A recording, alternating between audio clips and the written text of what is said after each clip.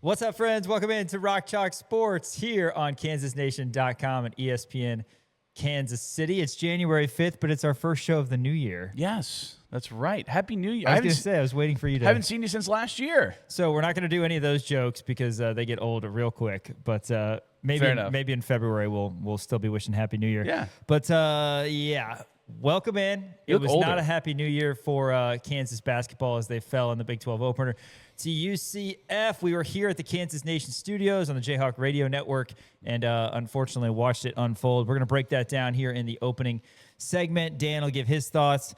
Big story of the game, of course, Darren Peterson completely dominating in the first half and then didn't play much in the second half. Disappointing on that front. Back-to-back years, KU loses the Big 12 opener after 34 straight years where they won the Big 12 opener. We're going to hear from the two-time national champion Bill Self, his post-game thoughts next segment. Then we're going to be joined by a very special guest in studio, segment number 3. Yes, that's right. Nick Springer from KCSN Bayheat Podcast, also Chiefs Radio Network, will be joining the show. Kevin Flaherty had some personal issues come up, but Nick is his right-hand man, the co-host. He's the Dan to Kevin's Sean. So we're going to have Nick on. Really appreciate Nick coming on the show. He's feeling under the weather today, unfortunately. He texted me, but he said he's going to power through and he's going to join the show and give us his best. All right, well, let's just keep him at a safe distance over there on the comfy couch here in the Kansas Nation Studios. Yeah, appreciate Nick. Maybe get a question or two on the Chiefs, who closed out their season with a loss to the Las Vegas Football Raiders. Raiders now with, the number one pick in the draft despite a third win on the season. Chiefs, if I'm not mistaken, are going to be picking 9, and we'll be interested to hear from Nick Springer if he likes Jeremiah Love at number 9, if he's out there, or somebody else. But obviously got to ask Nick about KU basketball and Kansas football. A little bit more on that here in a second. Case of the Mondays. Man, NFL, It was such a buzzsaw of a Sunday. I don't know if it was just of how it worked out, but there's so many injuries, so many guys sitting out, plus just the Week 18 factor in general. Just not an attractive Sunday for NFL football. It really wasn't. It was really disgusting. Well, okay, so, I mean, there was a couple of really good games, right? Like last night, Steelers, Ravens, and that one was fun. And we had that one in here. I guess Saturday, the Falcons game. Falcons-Panthers was all right. Panthers was fun. But other than that, I mean, there was just not a lot going on. I mean, fighting for a 5 seed versus 6 seed. You didn't see Josh Allen except for one play. Mitchell Trubisky tore apart the Jets defense, who, I don't know if you saw this, probably should save it for the case of the Mondays, but spoiler alert, the Jets had 0 interceptions this year. That is in the case of the Mondays. Unbelievable. How is that? Good. I saw something to where if you had a $100 bet, and if you just rolled it over every week to the Jets not getting an interception, I could be wrong, so don't hold me to this. $5.7 million. Oh, my. At some point. Or just maybe it was a parlay. Could be a 17-leg parlay. No interceptions. It's the first time in NFL history. Yeah, it's crazy. So the Jets are going to be the Jets, Jets. The season has been ended. We'll talk about NFL stuff in our case of the Mondays. Exciting stuff, though. The playoffs are set. So we're going to have, throughout this week on Rock Chalk Sports, breakdowns of the wild card round, which is coming up. We're going to have 2 games on Saturday, 3 on Sunday, and then 1 on Monday. I do love the Saturday football. Plus, it works out great for guys like me because I've got Jayhawk postgame show right around 1:30, down by 2:33. It's perfect. Got a Busch Light in hand by the time Panthers-Rams kicks off at 3:30 on Saturday. I'm speaking your love language right now. That sounds as long great. as KU wins, it's a good day. Even though the Chiefs are kind of, bumming us out in this particular January. We are talking KU football after our Case of the Monday segment. Huge weekend, Dan, for KU football. Andy Kotelnicki returning as Kansas associate head coach. Plus, we've got transfer portal stuff. We've got guys vowing to come back to Lawrence. So exciting there. I'll break all that down for you later. And football coverage, of course, will continue throughout this week and next week as well, as the portal closes January 16th. So kind of 2 big weeks here. Some other updates as well that I'll throw in right now. Brendan Sorsby, Cincinnati's quarterback, he is going to Texas Tech. Yeah, so Tech, after hanging a goose egg against Oregon, they got their next quarterback, and then Josh Hoover found a new destination as well. Yeah, he's going to Indiana. Signetti does it again. Just what a guy. I know, what a guy. Here's my question: When is the national championship? 19th? The 19th. So the second semester is going to start already, right? Or that might be just before. That is. Will yes. Josh Hoover, if Indiana wins the national championship, will they give Josh Hoover a ring? Because if he's coming that semester, no contributions, no way. No if he's way. in Bloomington. No. MLK Day, they probably don't have classes. All right, fair enough. Probably don't have Fair classes. enough. Tuesday the 20th is when KU returns. Give him a ring. But yeah, Josh Hoover going to Indiana. He'll be Fernando Mendoza's replacement as Mendoza makes his way to Sin City. So Yes. good for him. And then we're going to hear from some KU basketball players post-game to close out the show. Mix in some Kansas women's basketball talk as well. They also were at UCF over the weekend. They had a happier ending than the Kansas men.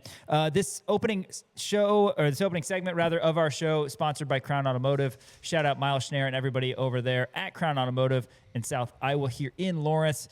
Excited about their partnership. Really appreciative of the first partnership that we had here at Kansas Nation. All your Toyota, Volkswagen needs, make sure you check them out. CrownAutomotive.com. KU UCF, Dan, 81-75. Hawks were down 44-41 at the break. I'll kind of break this down. We're pre-recording the show, so a little bit later, we're going to hear from Bill Self, perhaps an update on Darren Peterson, but unquestionably, the story, aside from some other mini storylines, Peterson goes out, scores 23 of KU's 41 in the first half, ends with 26, plays sparingly in the second half, doesn't return after leaving with 10:55 to go. And KU could have used him, despite the fact that the Hawks had a late flurry, spearheaded by Melvin Council, who had 20 second-half points. They tied the game on a couple different occasions, but a couple of huge offensive possessions for UCF meant the Knights start 1-0, KU 0-1. Yeah. Look, Kevin has come on the show and talked about this. Henry has come on the show and talked about this. I think Nick Springer has even come on the show and talked about this, about how when you get Darren Peterson back, it's going to be a little bit different, right? And in the first half, DP was awesome. But also UCF, who I don't think is that good, right? Riley Kugel played a really, really good game. I believe he finished the game with 19 points. Flory Bidunga didn't really get in his groove whatsoever in this game until probably later. The way that you play basketball with Darren Peterson and without, because of his immense amount of talent, is going to be drastically different, right? Without Darren Peterson, you're seeing a scrappy team who puts the ball on the ground and tries to finish at the rim and gets to the free throw line, and you don't see as much standing around and sticking. And whenever Darren Peterson is out there, you see more standing, you see more sticking, you see more pull-up jump shots, you see more threes being taken, you see Darren kind of just the ball running through him, right? So that's why he had 23 points in the first half. Incredible stuff, but not a lot of, I guess, contribution from anybody else really on the offensive side of the ball with Darren Peterson out there. Now, like you said, Darren Peterson does go out with about 11 minutes left in the second half, and then we see that team that we were so used to seeing this year because DP's been sitting out so much, where Melvin Council just essentially took over. He had 20 points in the second half. He didn't have any points in the first half because the ball wasn't running through him. When the ball runs through Melvin, he can do more things, right? I like the backcourt situation that we have with Darren and Melvin. I think they work well together, but Melvin had to step up, and he certainly did. Trey White certainly stepped up. He finished with a double-double. He had 11 rebounds in this game. But Kansas, you could just tell that it was there was some getting used to, I think, with Darren back out there on the court. I think Kansas was never really able to close the gap between them and UCF. UCF always either had an answer or was always extending their lead, and it was kind of this weird back and forth throughout the entire first half, going into the second half. And Kansas, I thought, played a really good back end of that second half, but ultimately just wasn't able to pull it off. It's undoubtedly a factor that DP has been in and out of the lineup, and we know that he's played, for the most part, practiced in full, is what we've heard. I noticed it more in the Mizzou game than the NC State game or even the first half of this game. First 8 minutes or so of the Mizzou game, it was really choppy, slow-moving, and I get it. And there is going to be an element of that, to your point. At the same time, he's a little different out there, and the fact that he just can do things other guys can't. That's very, very easy to see. Yeah. I felt like when he went out in the second half, Kansas really labored. Kansas went up 59-58 when Peterson hit a three. He came in briefly in the second half. That 1 point KU lead was the first lead they had since it was 23-22. And then Peterson went out after fouling a jump shooter with about 11 minutes to go. All this talk about how it's going to look different, the ball doesn't move as well, the offense doesn't flow as well without Peterson. I think there's something to be said for that, but look at what happened after he went out. All of a sudden, what we've seen at times this year without DP, we saw again, which was KU not really having anything on offense. Yeah. And that falls on everybody. Melvin Council down the stretch totally came up huge for Kansas again. But from that 11-minute mark to about 4.5 minutes, Kansas went from 59 on the scoreboard to 61 on the scoreboard. They scored 2 points. And I felt like the wind was completely taken out of the sails of KU when Peterson went out, because it was strange how he came in, hit a three, had a foul, and then went to the bench. It was like, all right, I mean, we were watching the game together. You could probably hear me. I was saying something's not right about this. No, I know. Something's not right, and it seems like, it's not a situation where he just gets pulled by coach because of a bad foul or anything like that. Yeah. And then you looked over on the bench, and you saw him on the bench, and then you saw him slide a little bit further down the bench on the other side of Doc Sadler, and then you saw him way past the end of the bench, sitting on a chair by himself, and then you saw him behind the bench, just kind of moving around. At one point, there was a Theragun, but he was up, he was cheering, he was supporting his teammates and all that. But it was just a strange deal. And again, to credit Melvin Council and KU, they got back to being kind of that team without DP there toward the end, which was going on a nice little run. At 70-61, KU closed the gap with a 9-0 run to tie it at 70. Then it was 72-70. Kansas, again, spearheaded by Council, tied it at 72-72. We want to not close the book on Peterson, but that's the big story. And again, we'll hear more from Bill Self a little bit later as we pre-record the show right now on the status of DP. But Kansas defensively gave up 52% shooting from the field against UCF in the first half. They improved that to 36% in the second half, but they couldn't get the stops down the stretch. Burks hits the three, a crucial three for UCF to make it 75-72. Kansas then at 76-72 has Trey White make a very heady play by drawing the foul on the three, cuts it to 1. But then Melvin Council, a guy who usually has great basketball IQ, fouls Riley Kugel on a layup, easy and 1. That makes it a 4-point lead for UCF with about 10 seconds to go. And, you can't have that. You got to either foul him so he doesn't score or just let him have the layup. Can't get down by more than one possession. So KU on the most important defensive possessions wasn't able to get the stops down the stretch, and that's something that there's 18 games in the Big 12 season. There's going to be a lot of them that come down to the final possession or two. KU's going to have to end up on the right side of that. But, yeah, the Peterson situation, again, we'll see a little bit later. I get it. I get that Kansas sometimes looks like they flow better without him. I personally am not one to think that Kansas is better without him. I think that some people have that mindset, and maybe I'm wrong, and I don't want to disrespect anybody else, but Peterson is a NBA-ready guy right now. Mm-hmm. Kansas has a Final Four ceiling with him. I don't know that they have a Final Four ceiling without him. If fans would rather not deal with the headache of him trying to get healthy, then that's their prerogative or anything.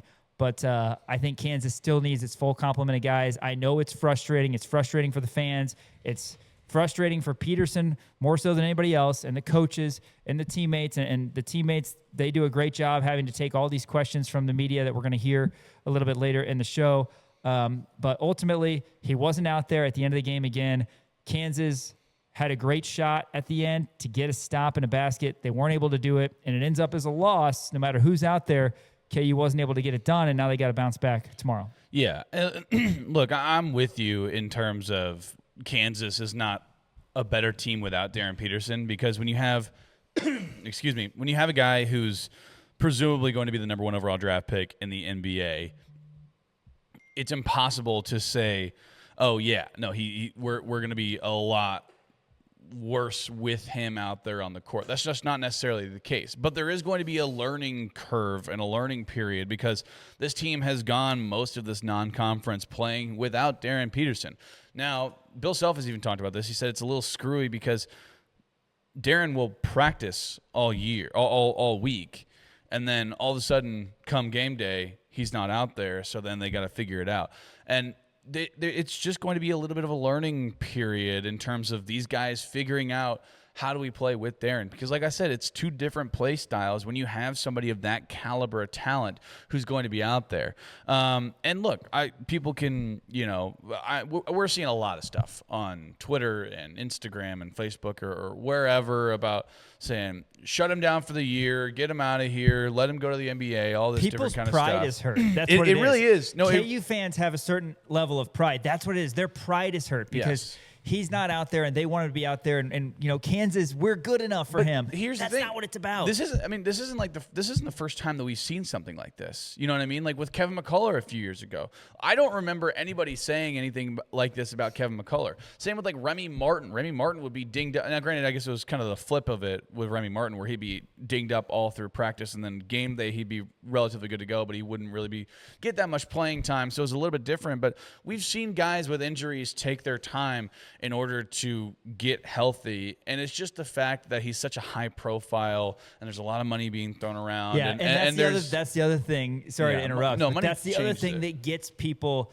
extra sensitive. Is for sure. The reality of the world that we live in with NIL and the transfer portal is the fact that these guys are getting paid, and there's a lot of factors on that front. But I do think that a lot of it comes from our pride as KU fans.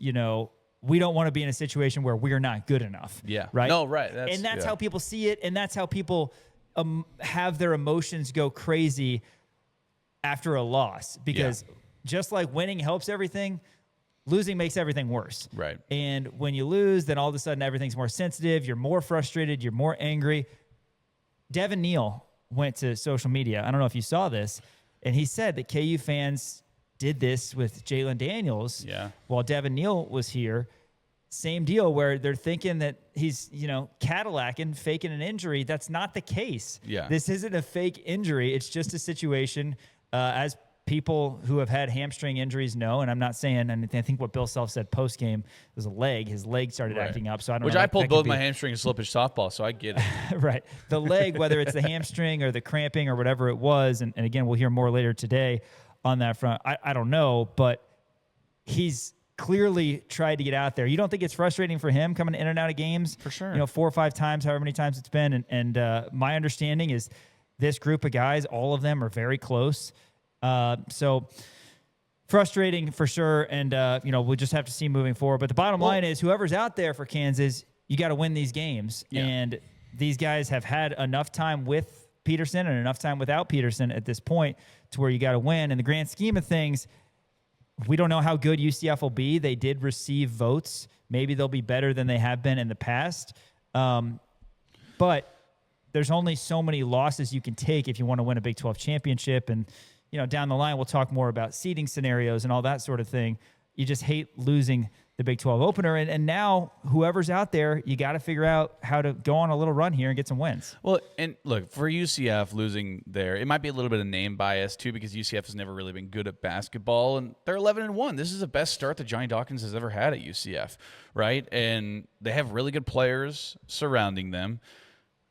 I said they were maybe a little bit on fraud watch because I think I might have fed into the name bias as well. But you look at Bull, who's their first ever McDonald's All-American. I thought he had a good game down low, right? Riley Kugel, like I said, this felt like a little bit of a revenge game for him.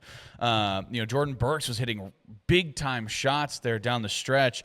So, I mean, UCF might be good, and this might even get them into the rankings. Who knows, right? They didn't really play anybody in the offseason in the non-con, except for Vanderbilt, where they lost that game. But they did beat an okay Texas A&M team, and they're beating up on some little guys. So I don't know. Maybe they are good, and obviously going down in a hostile environment out in Florida is always going to be relatively tough. But another note on Darren Peterson, Bill Self did come out after the game and said that, he was planning on putting him on a minutes restriction, right? So now granted, should we have been told about this beforehand? They don't owe that to us, but also it would have been nice to know. It would have completely avoided this entire disaster of questions rolling around and fans being pissed off and everything like that. But, you kind of had to – there might have been something in the back of your head saying, like, how many minutes is he going to be playing? Will there be some kind of restriction on him? And it's possible for him to not be on the availability report and also be on a minutes restriction. Right. They don't have to disclose that. Yeah, at all. And honestly, the coaches don't even have to disclose it to the other players, right? They just play however many minutes they think they need to or think they can. I mean, Bill Self also said post-game that Marco Jackson's been dealing with a knee thing. Obviously, Melvin Council had foul trouble. I get it. Again, to a lot of fans at this point, this has happened so many times. It just sounds like excuses and all that. I just think it's silly and people get emotional. And again, if Kansas wins this game, then you're talking about how, wow, Peterson came back. He had 26 points and 6 rebounds, and that was huge. And he didn't even finish, but they found a way to get it done, and Kansas needed him. But bottom line is, again, in talking Kansas basketball, because that's what we're talking about, you score 75 on the road, you should win that game. KU's still a top 10 defensive team, according to KenPom, but they weren't good enough defensively, particularly down the stretch. And now it's going to be a little bit of a tougher road to hoe to be in the mix for the Big 12 championship, because bottom line is, Dan, you have teams like BYU, like Houston, who went on the road and won in tough environments. And Kansas wasn't able to get it done. Again, I'm not going to read too much into this, like you said, because of the name bias at UCF and be all worried about that. And the fact that the Knights maybe aren't that good. Who knows? Here's the thing. We're not trying to, deter anybody. You should be upset. After a loss, totally. You can be upset. I'm upset. I was very upset when Kansas lost this game. Essentially, I'm trying to talk myself off the ledge, and I'm trying to talk other KU fans off the ledge just by saying, it will be okay. I don't think there's any conspiracy. I'm not saying that anybody's stupid or wrong for thinking that, because, look, a lot of the stuff that's been going on is, has been a little clandestine. So I get it, right? I'm just trying to talk essentially myself as well as other people off the ledge and try to stay in these guys' corner, because there's a long conference season ahead of us, and without fan support, with people getting upset, it could really go into a tailspin. So you kind of have to be behind these guys no matter what. 26 for Peterson. He had that big 3 in the second half that put Kansas ahead, like I said, for the first time in a long time. But 23 in the first half. He had separate stretches in the first half of 11 straight Kansas points and 9 straight Kansas points. We saw an alley-oop dunk. We saw a lot of just pure jump shots. He's a special talent. Kansas didn't have him the majority of the second half. We just have to sit there and hope. And again, I know it's frustrating. Like you said, you got to hope that you have him. But no matter who's out there for Kansas, you got to get a win tomorrow against TCU, a team that beat Baylor on Saturday. Yeah. So home cooking, hopefully good style home cooking, is what Kansas needs. KansasNation.com for the Bill Self press conference today. Check that out. That'll be up, posted as soon as Coach speaks. We'll have updates on the Darren Peterson situation and certainly anything else from a roster standpoint, and obviously TCU preview as well from the 2-time national champion Bill Self. After this, we're going to hear from Coach, his immediate post-game thoughts after KU fell to the Knights on Saturday. Rock Chalk Sports rolls on, KansasNation.com and ESPN Kansas City. Hey, what's up, Chuck Nation? Roby Dunga here, and make sure you check out the new KansasNation.com. Rock Chalk. KU lost their Big 12 opener in Orlando to UCF 81-75 on Saturday. This week in Kansas men's basketball, tomorrow night, 8 o'clock tip, KU and TCU. And then Saturday is an early affair in Morgantown, 11 a.m. It's never comfortable playing there. Nope. KU needs a nice week, 2-0 week, and I think that would be just what the doctor ordered for this Kansas team, with a few question marks right now, a little bruised and battered. Let's hear from Bill Self post-game, the loss. So you guys aren't sponsored by Pepsi.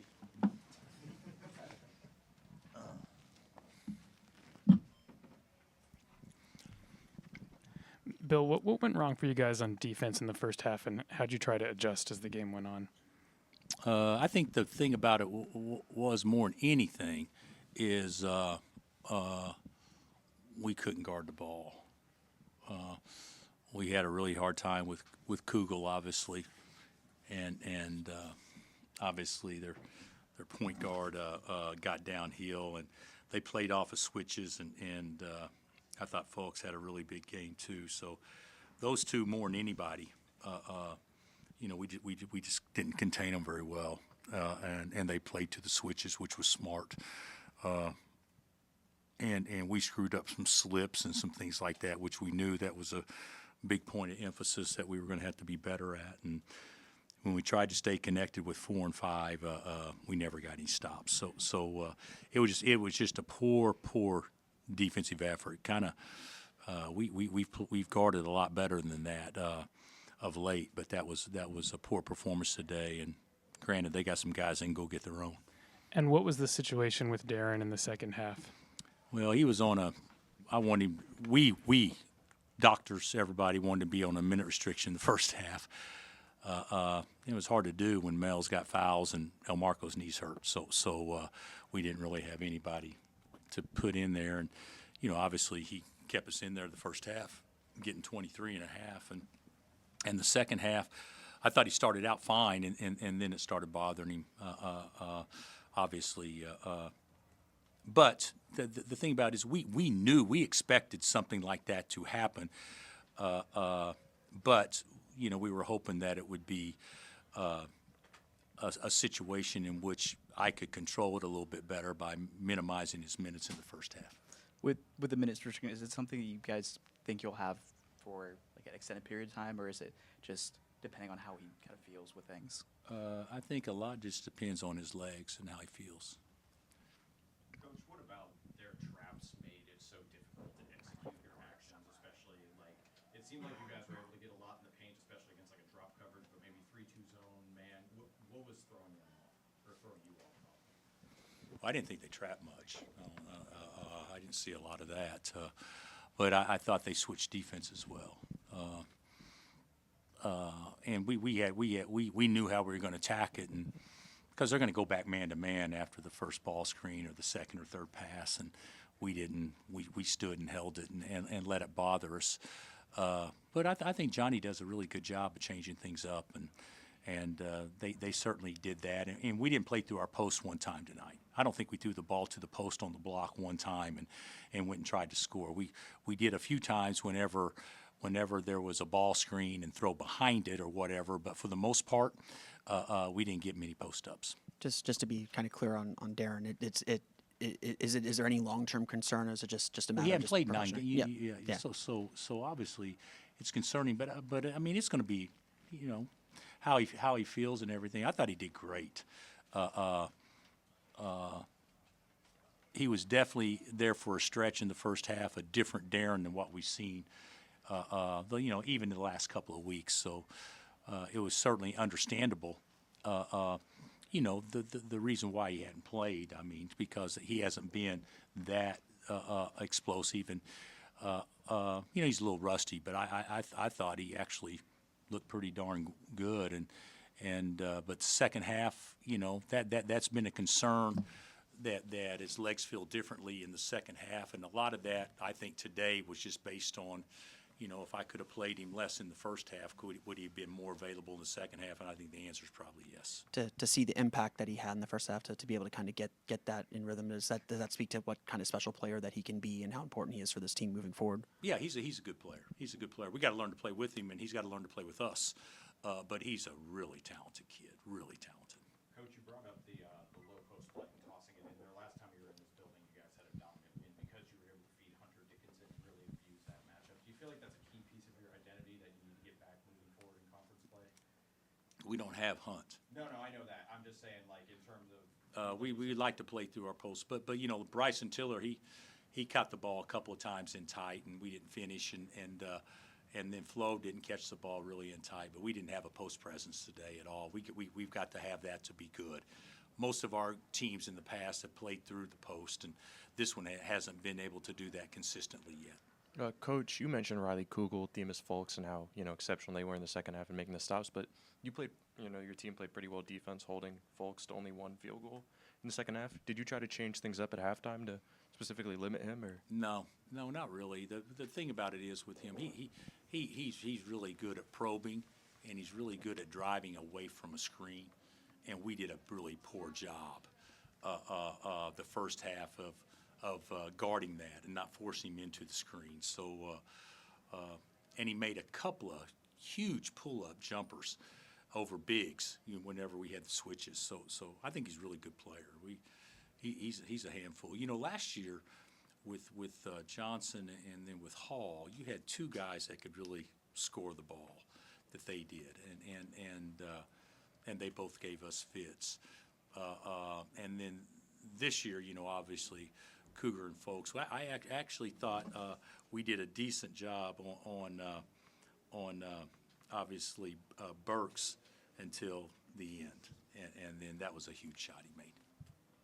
Coach, I just want to get your thoughts on Riley Kugel. I know there was a time where you thought he would be part of your program. Yeah, we signed Riley. Yeah. And we were disappointed when it didn't work out. So, yeah, he had a little bit of an offensive slump coming in today, 19 points. Just what do you think about seeing him out on the court tonight? I think he's talented.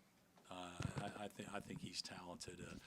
I think he's an athlete. He's better with the ball, probably than what I envisioned him 2 years ago being.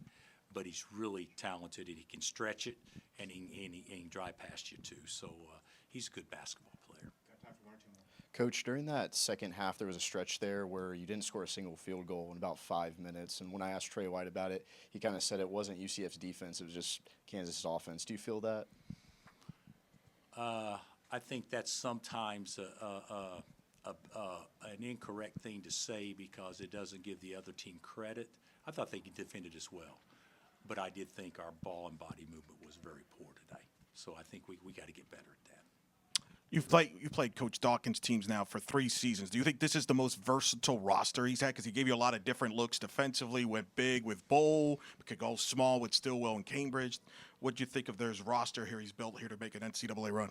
I think to put that many players together in the portal and have 11 guys that you can go to at any time, basically, even though today I think they played 8 guys the majority of the minutes and played no, they end up playing 11 or they end up playing 10, but their bench played 18, 12, 16, 13 and 1. So you're playing 4 guys substantial minutes, and their bench scored 18 points and had 14 rebounds. And our bench didn't play the minutes, obviously, but had 5 points and 3 rebounds. So I do think that was a big key. Bill, I think you mentioned this pregame, kind of that finding that flow between Peterson playing alongside the guys because missing the absence. How do you kind of find that in the coming games and the Peters and the practices, et cetera, of like what the offense looks like at its ideal state? Well, you got to understand, we didn't play Darren very much the first half with Melvin. Yeah. It's because Melvin was in foul. He had the 2 quick ones, so it'll look better. I didn't think, to be honest, I thought Darren got paint touches. I thought he got inside the defense. I thought he did some good things, but probably not the things that related to. Like, if we were better screeners, then I think he could come off a screen and force help, and we could play behind it. There was only one time today that I remember, and Trey made the first 3 of the game off a ball screen that was well set, and then everybody just ran to Darren, and then we played behind it. We got to do more of that stuff. All right, thanks, Coach. Thank you, Coach. See you guys. That's KU head coach Bill Self post-game, the Hawks' 6-point loss at UCF. A little bit later today, of course, we will hear from Bill Self as we're pre-recording the show right now. Update, I'm guessing, on Darren Peterson, as well as a TCU preview. After this, though, we're going to be joined by Nick Springer, Kansas City Sports Network, to talk KU basketball, KU football, maybe a Chiefs comment as well. That's coming up next on Rock Chalk Sports, ESPN Kansas City and KansasNation.com. What's up, everybody? Darren Peterson. Everybody go check out KansasNation.com. Sean Kellerman, Dan Courtwright back with you here. Rock Chalk Sports, KansasNation.com, and ESPN Kansas City. Very shortly, we're going to be joined by Nick Springer from the Kansas City Sports Network, also the Chiefs Radio Network. That's right. To pick his brain. An emotional guy, I would say. Is fair to say. I would say so. He has yet to walk in the door, but love his passion. Emotional might be strong. Passionate guy. True. KU fan to a T. Passionate, I mean, Passion's a a KU good fan word. to a T. I cannot wait to hear what he has to say about the goings on KU fan Saturday. too. He's a bigger Chiefs fan than he is a KU fan. Yes. And it dictates his mood for the week. Yeah. If the Chiefs, this is the saddest I've ever seen Nick Springer in my life. This entire year. 6-11. He's been a downtrodden, beaten man. Yes. This year for the Chiefs. Yeah, bless It's his tough. heart. But But he'll be in yeah. here shortly, and we'll ask him about the Chiefs and KU football, KU basketball. We haven't talked KU football yet, but that's been a big story we're going to get into later in the show with the transfer portal news. Guys going on social media saying they're locked in for 2026 Kansas football. And by guys, I mean returning Jayhawks, which is exciting, including Leroy Harris and both quarterbacks. It's always just kind of nice to see that when certain players are like, yeah, I'm staying, because otherwise you just assume the worst all the time. And we'll break that down for you a little bit later. Want to tell you before we talk Kansas women's basketball and update you on their trip to Addition Arena in Orlando. Game Day Men's Health Lawrence, a great sponsor here of us at Kansas Nation. They are in West Lawrence. It's a full-fledged medical clinic. If you're a guy out there who's struggling with your health, maybe you're sleep deprived, feeling groggy, struggling finding the energy to get to the gym, to get to work, to have time with your family, honestly, and be able to do so passionately and with high energy, like I said, they can help you out. Go to Game Day Men's Health Lawrence. Your first visit is complimentary. They do a blood draw. There's a 3-step process, and it's a really comfortable atmosphere. They've got a man cave-like setting. They've got awesome TVs, kind of like we do here at the state-of-the-art Kansas Nation studios. And again, they will make sure that you are taken care of. Make sure you get your questions answered. It's easy to be afraid going to the doctor or going to a medical clinic and don't want to honestly hear the answers to your questions. It's a very comfortable situation. A lot of guys experience ED. A lot of guys experience low T. In fact, those percentages are higher than you think. 50% of guys will experience low T by the time they're 40, and 60% of guys will experience ED at some point in their life. So if you're struggling, you need some questions answered, again, just go over there. It's a 3-step process. It's free of charge on the first visit, and Mitch Bales and his team over there can help you out. Game Day Men's Health Lawrence. Check them out online as well. Really love that sponsorship of us over here at Kansas Nation. All right, Dan, let's talk Kansas women's basketball, as they had a really, really nice outing at UCF, picking up an 83-68 victory, which was nice after losing to a good West Virginia team a little bit earlier. Yeah, I went to that West Virginia game. That one was a tough loss, obviously. West Virginia was a really good program. I believe they were receiving votes in the AP. And, West Virginia just – it was kind of funny watching that West Virginia women's basketball team, because they put on like a Bob Huggins-style press the entire game. And it was like, oh, is this just like how they teach basketball in West Virginia? Press Virginia. Right, yeah. It's press. It was like the old Press Virginia days, but it was for women's basketball. So that one sucked, right? Jalea played really well. Samaya played really well in that one. But you lose your you lose your Big 12 home opener to West Virginia. Really stings. All of a sudden, you're 0-2. You got UCF, who's a bad team. You got to get that palate cleanse, and you go down to Orlando and beat them by a lot, right? You beat them 83-68. By the way, Lily Meister, 22 points in this game. Really impressive stuff. 6 rebounds in this one as well. Jalea Davis had 26 points on top of that. She has just been a monster. She went 10 for 12 from the field, 6 for 7 from the free throw line. Jalea is everything that we've wanted her to be and more, I think. She is really growing and becoming a much better basketball player. We're seeing her growth. She was a stud beforehand, and now she's just gotten that much better, and she's an all Big 12 caliber type player as a freshman. So we're only going to see her get better, which is really, really exciting.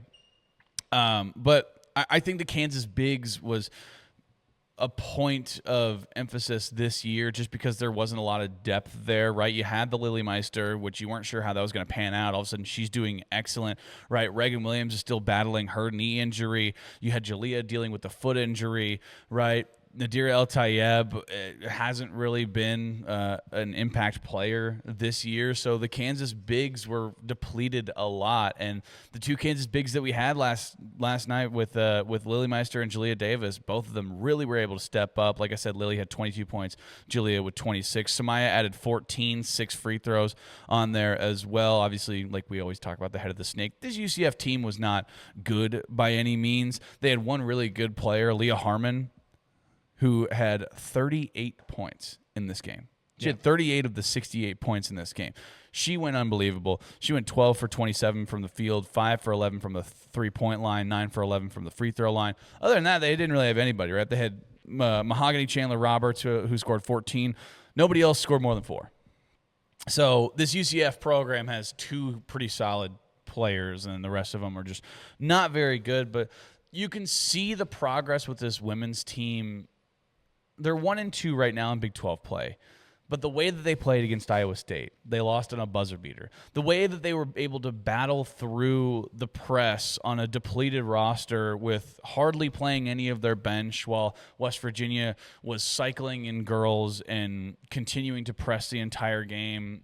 I think Kansas wound up losing by 9 or 11 or somewhere around there, but it was a closer game than that.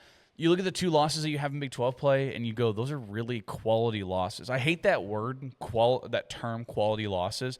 But you look at those 2, and you go, hey, those are quality losses, right? Yeah, You lose in Ames to a top 10 team. You lose to a high-pressure defense against West Virginia at home. And then you go out and you absolutely kill UCF. I mean, this KU women's basketball program is really fun to watch, and I think that they could, they're going to make a case. If they were able to string together a few wins, I think that they could make a case to potentially be ranked this year at some point. To that point, I guess, those losses aren't losses that are going to hurt your resume. No, absolutely not. Potentially competing in the Big 12, being ranked, going to the NCAA tournament, that sort of thing. You look, Iowa State, they're 2-1. They just lost over the weekend, and West Virginia is tied with Texas Tech at 3-0 atop the conference. A little surprising seeing the Texas Tech women at 3-0. They're also 16-0.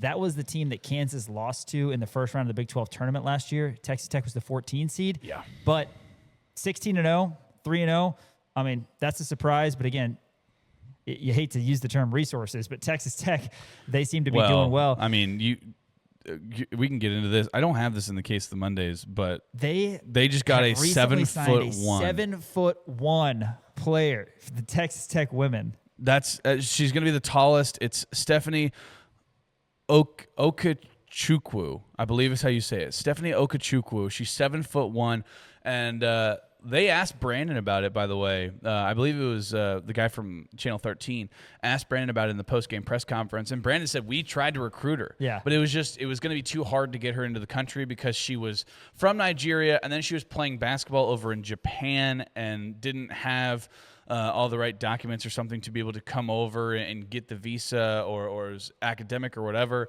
And he said there was going to be a lot of resources to be able to put into that. But he said that he recruited her hard. West Virginia recruited her hard. We heard from the West Virginia coach after the West Virginia game. He said that that was a really trying to get her. But Texas Tech, they were able to utilize their resources and get a 7'1" player over the tallest women's basketball player in college basketball history. 7'1". I mean, yeah, that's 6 inches taller than former KU volleyball player Jovana Zelenovic. That's who unbelievable. Is 6'7", obviously, but yeah. By the way, going to Miami. Yeah, tough. She is, and Selena Laban going to Florida, but the Kansas volleyball team still going to be loaded for next season after a Sweet 16 performance this season. Yeah, really quick on the Kansas women. Needed that first Big 12 win and knocking off UCF in Orlando. They're 1-2 after, again, losses to good teams in Iowa State and West Virginia, and KU hasn't been whole. Hopefully you get Jalea Davis, Reagan Williams to 100% health here shortly. But you look at the upcoming schedule, Kansas gets Utah at home. Utah, they're 2-1 in conference play, as is Baylor. KU goes to Foster Pavilion. That's Sunday. The KU-Utah game is at Allen Fieldhouse on Wednesday. And then back at Allen Fieldhouse a week from Wednesday is Oklahoma State. Oklahoma State, another 2-1 team. So the Kansas women, a little bit have their work cut out for them, but they're going to, again, be trying to put this together from a health standpoint and try to find a way to get in the rankings. They can do it. Big 12 is not going to be easy, but it's a nice little victory for them to start Big 12 conference play at UCF.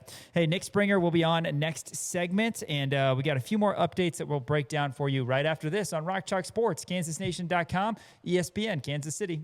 This is Dale Highshaw, and you're watching KansasNation.com. Hey, make sure you follow us on socials, Instagram, we've got TikTok, we've got Twitter, anywhere you can find us, and give us a subscription as well, Apple Podcasts, Spotify, YouTube. You can watch our show, you can listen to our show, and of course, check out KansasNation.com. That is your place to be. If you want transfer portal news, Kansas football news, the next news you need to hear about Darren Peterson or anything else going on in the world of KU basketball, or really any of the sports, any of the activities going on at the University of Kansas, KansasNation.com is your place. And really happy Crown Automotive was our initial sponsor. Yeah, Crown Automotive, they were on from day one here at Kansas Nation. Over in my neck of the woods, Crown Automotive, a number of different new vehicles from Toyotas to Volkswagens, two of the best quality vehicles you can buy. If you're thinking about, a family car in terms of safety, in terms of longevity, Toyotas and Volkswagens are definitely what you should be looking at. And Crown Automotive sells those new, and they also have a number of different used cars as well to try to fit your lifestyle. Whatever you need, Crown Automotive will get it. Very friendly customer service over there, very friendly salespeople over there. So go ahead and check them out, crownautomotive.com. Yeah, looking forward to continuing that partnership. Hey, let's go to the podium postgame before we talk to Nick Springer. Trey White and Melvin Council after KU basketball's 81-75 loss to UCF on Saturday.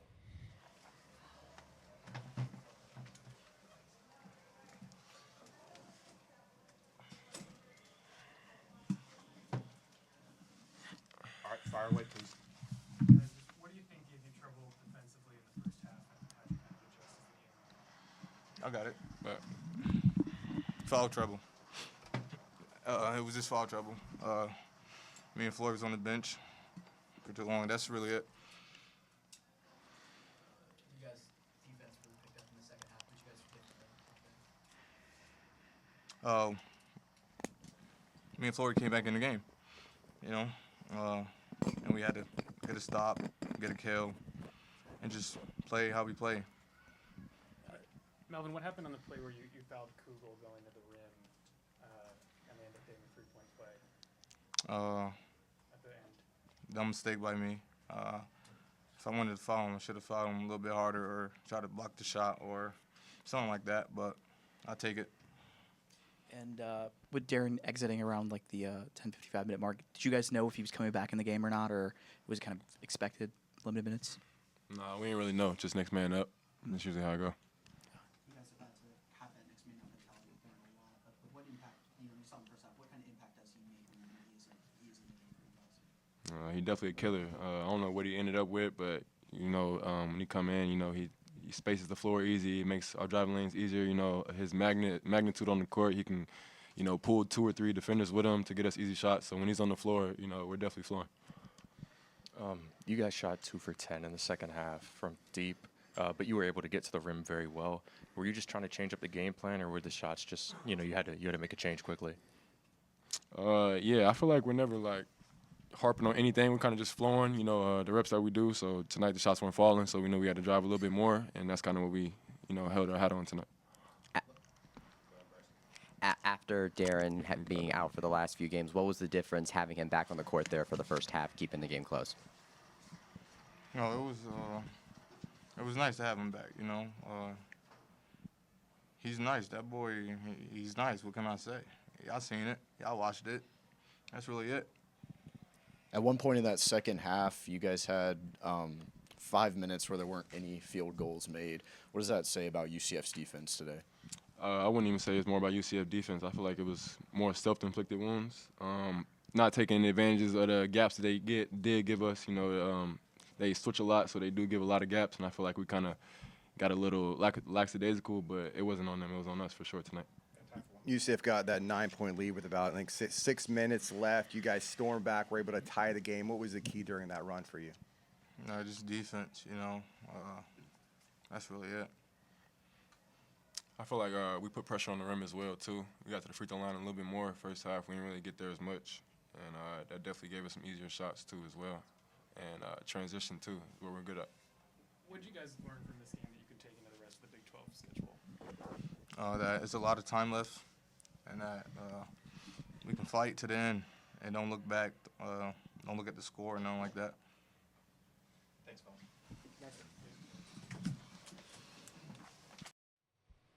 Melvin Council and Trey White post-game. Kind of a strange game. Obviously, when Peterson is back and he's out there, he's going to take the majority of the shots. He's going to score the majority of the points. And that played a part in Melvin Council not scoring any points in the first half. But Coach Self also saying post-game, Melvin wasn't very good in the first half, had a couple fouls. That's a factor as well. And then when you didn't have nearly as much Peterson in the second half, it was 20 points from Council. And he really was displaying a lot of the parts of his game that we like and some things that he does really well. He was really efficient, 8 of 11 from the field. Should have been 9 of 12, by the way, because of that terrible should have been a continuation, should have been an and one.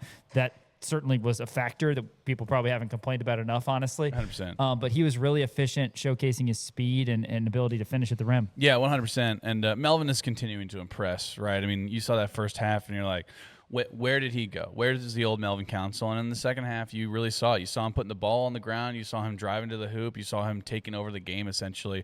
So you really like to see that. And then Trey White continues to impress as well. Like we said, double-double. He had 14 points, 11 rebounds, 4 for 13 from the field. He did go 5 for 5 from the free throw line. But, really impressive stuff from both of those guys. I think both of those guys were able to step up in the absence of Darren Peterson, especially down the stretch. No doubt. All right, let's bring on Nick Springer from the Kansas City Sports Network and, of course, the Chiefs Radio Network as well. Nick, thanks for coming on again. Yeah, we're live. Oh, okay. We're live. Right. We're live. Yeah, cameras right over there. Hey. Bringing you on. Yeah, no questions asked. What's up? Man, a lot going on, right? Kansas football, Kansas basketball. We're going to ask you about the Chiefs, of course. Beautiful game yesterday, Chiefs and Raiders. Did not tune in. I'm not going to lie. I did not tune in. The just Week 18 classic. Anyway, though, it felt like a preseason game almost. It felt like a game you'd watch in August. You know what? That's probably a good call. My take on NFL Week 18 is that we need less games. Yeah, I think so. I mean, even going back there. to the Christmas games. I mean, like 2/3 of the teams were not playing for anything and/or starting their backups. Yeah. Which part of that was just kind of how records and tiebreakers shook out. There wasn't a lot going on, but still, I mean, you had half of the quarterbacks, fewer than half the quarterbacks. So. Yeah. Oh, yeah. Probably. I mean, actually playing. So Jordan Love didn't play. Yeah. Anyway, well, let's start with KU basketball.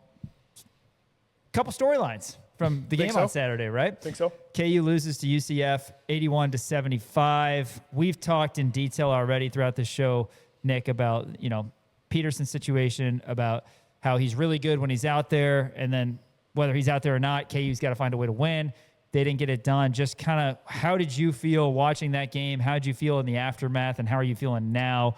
Pre-recording the show, of course, so we haven't heard from Bill Self. We will here in a little bit. Presumably another update on DP, but overall, your thoughts? You would think, yeah. The Darren Peterson situation obviously dominated, I think, my consciousness during and after the game, because the big thought that I had going into it was, all right, I'm not really worried about Peterson himself. Like, if he's 100%, he's going to go out and score 20, which, by the way, he did. But what I'm more worried about is how's everybody else going to react? Because when you bring a guy like that back into the fold, that changes the dynamic of your offense. And this Kansas team has spent the last 10-ish games basically playing without Darren Peterson and figuring out how to play without him and being successful without him. When you bring him back, yes, he automatically elevates your overall ceiling, but that level of player, I mean, his usage rate was 59% in the first half. 59%, which, by the way, like what would be considered like a high usage rate would be like 30% or 35%. So when you have a guy like that who is dominating every possession offensively, how does it impact the other guys on the floor? And unfortunately, I think we kind of saw from Kansas in the game against UCF, it impacted them negatively. The offense was pretty disjointed, right? In the first half, it was Darren Peterson, bail us out. And then in the second half, when Darren Peterson wasn't playing, it was Melvin Council, please bail us out. right? Melvin Council scored 0 points in the first half. You wonder why? Because Darren Peterson was there, taking up all of what Melvin Council had been used to doing when Darren Peterson wasn't playing. So, yes, obviously Darren Peterson is an elite player. Yes, obviously he's going to be a top 3 NBA draft pick. Is he, a generational talent? Yes. But when you have a player like that is in and out of your lineup inconsistently, you don't know when he's going to play, you don't know how long he's going to play for, and then obviously in the second half he ends up not playing at all. You have that weird 20-second stint where he comes in and hits a 3 and then goes back to the bench. Like, that causes so much dysfunction within your offense as a team. And I think we saw a lot of that for Kansas in the game against UCF. Now, the bottom line is Kansas lost because their defense was atrocious. I mean Bill Self outlined it, I think, in the postgame very well. That was why they lost. The defense was awful, right, for KU from basically start to finish. They put up little resistance, and UCF took advantage of it. And UCF targeted Bryson Tiller specifically early and often, and it worked for them. And it took Kansas putting Samis Calderon out there late in the game to sort of stop the bleeding. And Samis Calderon, when he was in the game, you didn't really hear from him, but that's not always a bad thing. Right. If you're not hearing about a guy, that means he must not be screwing anything up. Yeah. So, he's able to stem the bleeding there a little bit. But, yeah, and I think – and Bill Self has publicly stated this many times over the course of the season that this iteration of Kansas is going to need to be a defense-first team. And I think we saw on Saturday why that's the case, because without them playing high-level defense – I don't have a lot of faith that this team is going to be a team that just can go up and down and score with people, because of the fact that with Darren Peterson in and out, there's too much dysfunction with the offense, right? I mean, how are you supposed to allow guys to get into the flow of things and get comfortable with that? Because it just makes things so complex. Now, specifically Darren Peterson, again, when he was out there, he did exactly what I thought he was going to do, which is go score and make it look effortless, right? Which is great. But then obviously you get into the whole minutes restriction thing where he plays the whole first half, then doesn't really play the second half, comes in for that weird 20 seconds and hits a 3, then goes back out. And the biggest thing that drew my attention during the game that really kind of raised my eyebrows is you go back and watch the NC State game. In the NC State game, which had been the last game Darren Peterson played in prior to that, if you really watched, you could tell Darren Peterson was laboring. You could tell he was not 100%. He was grabbing at his quad/hamstring during the game, right? Like, it was clearly limiting him. And when he went to the bench, the KU training staff would be working with him, trying to, massage him, whatever it may be. In this game against UCF, he looks very explosive and looks fantastic, right? Obviously scores 23 points. And then in the second half, every time, if you're watching on the TV broadcast, every time they would cut to Darren Peterson on the bench, he's sitting there seemingly fine. Nobody's working with him. No trainer's looking at him. He's not trying to, I think he went to the Theragun like one time, and again, disclaimer, not a doctor, just pretend to be one sometimes, occasionally on a podcast or things. But like, I'm sitting there and saying, what is that about, right? I mean, he seems to be okay. And so that's where the situation gets really, really murky. And obviously I think for Kansas fans, you could totally understand why this is such a frustrating situation and why you do have this mindset of, well, if this is going to be an ongoing thing, don't play him. Or, okay, well then play him all the way, right? Like, but this wishy-washy in and out, especially from what we saw against UCF, where, again, Darren Peterson externally seemed to be like he was in fine shape, I think makes it extra frustrating. And the UCF game, I think, honestly, was a microcosm of what my biggest worry is for this season, for the rest of the season in conference play, which is this constant back and forth, in and out. Is he going to play? Is he not going to play? He's going to play 15 minutes here. He's going to play 20 minutes here. He's going to play 25 minutes, because, again, to circle back to what I started this conversation off with, which is that creates so much dysfunction that you're not going to be able to build any sort of continuity within, especially your offense, if you're Kansas. So I hope that doesn't continue, obviously. We may get some more clarity on it from Bill Self. I don't know. Obviously, going forward, for Kansas, you're playing 2 games a week every week for the rest of the season, which means there's going to be quick turnarounds, which means we'll see, right? I mean, they have to put out another availability report. Now, listen, I'm anti-availability report, as you guys know, on the football side. On the basketball side, I think it's a little bit better, but it's still, I guess we'll see what that says. But it's obviously a very murky situation that is understandably incredibly frustrating to watch if you're a Kansas fan. Well, that was something that we talked about on the availability report for basketball. I know. The fact that Bill Self doesn't have to put a minutes restriction on that, right? So, not coming out beforehand, it did kind of murky the waters up a little bit more. But I do have one more question about Darren Peterson. But we know that this team is a little bit different on the offensive side of the ball with Darren Peterson out there, just because the style of play is different. When you have somebody of that caliber out there, it's going to change your identity as a team on the offensive side of the ball. Like you said, Melvin Council not going to have the ball in his hands near as much. Trey White's not going to be driving near as much. But on the defensive side of the ball, you brought this up, that the defense was not nearly to where it should be. Do you think that Darren Peterson being out there affects the defense? Because that's really been the identity of this Kansas basketball team without Darren Peterson. Is they're scrappy, they play hard defense, they don't allow the three-point shots, they're good at rim protection. How much do you think Darren Peterson impacts the defense being out there, or is UCF just maybe better than we thought? I don't think UCF is bad. I think they were 45 in Ken Palm heading into the game against KU. They're a top 15 3-point shooting team in the country, which they didn't even shoot the ball that well against KU. Yeah. And also they've really good offensively rebounding. Specifically against UCF, where Darren Peterson matters is against UCF, you have Flory in foul trouble, and Bryson Tiller was obviously getting exploited throughout the game, right? If you take away those two guys, you don't have very many big options left, which is exactly why we ended up seeing Samis Calderon in the game late in the game. Now, where Darren Peterson changes the calculus in that scenario is Darren Peterson lengthens your lineup. So then you could say, okay, now Trey White can play in the front court, play the four, right? Because you could theoretically have Darren Peterson and Melvin Council plus one of your wing guys, and then you move Trey White to the 4 spot. That would then mitigate the issues you were dealing with in terms of Flory Badunga being in foul trouble and Bryson Tiller, struggling. Because if one of those guys is having a bad game and or is in foul trouble, it's a problem. Like it's UCF, both of them were, one of them was in foul trouble, one of them was having a bad game. Yeah. And you saw the result, which is, Paul Mbia, whatever you think of him, whatever he potentially could be, obviously he's still a ways away from being somebody that can contribute consistently for extended periods.